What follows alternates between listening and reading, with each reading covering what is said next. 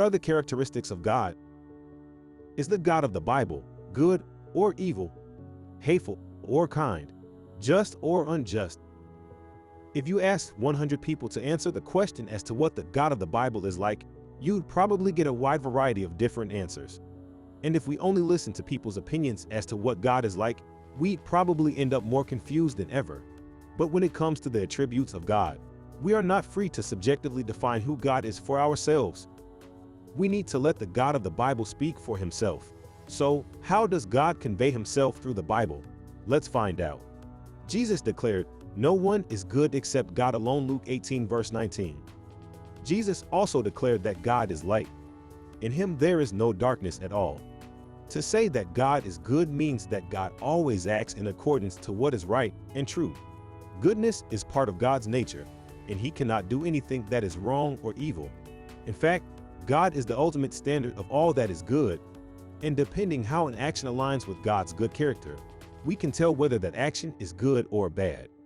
Think of it like this: on what basis can we describe a stick as bent or crooked if we have never seen a stick that is straight?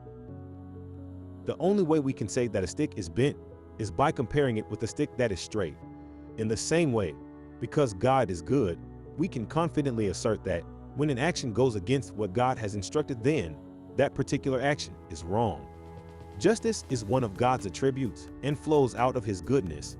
The Bible declares that God is king and judge, and it is to him that we must give an account for how we have lived our lives. Unlike human judges, however, because it is impossible for God to do otherwise, he will judge every human being with complete fairness. It is impossible for him to clear the guilty or condemn the innocent. He cannot turn a blind eye to moral evil in anyone, nor will he punish with undue harshness. The punishment he metes out will always fit the crime. God is always perfectly fair in his dealings with each and every person. He cannot be bribed or show partiality. God will reward every man according to his works. The third attribute of God we will consider in detail is that of mercy. Mercy is the compassion or forgiveness shown towards someone whom it is within one's power to punish or harm.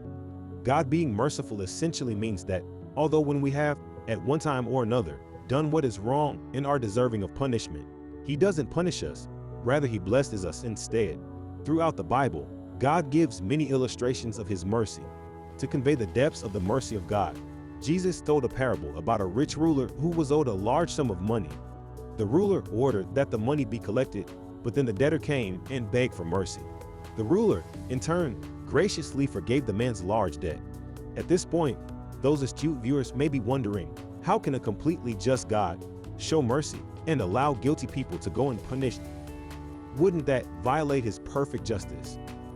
Well, this is probably the biggest mystery in the Bible, and the answer to this mystery is wrapped up in what we call the gospel, which we will be going into more detail about next video.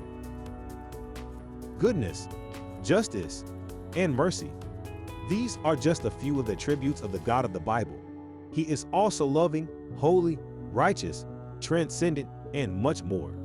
If you'd like to know more about the attributes of God, I've left a link below in the description box.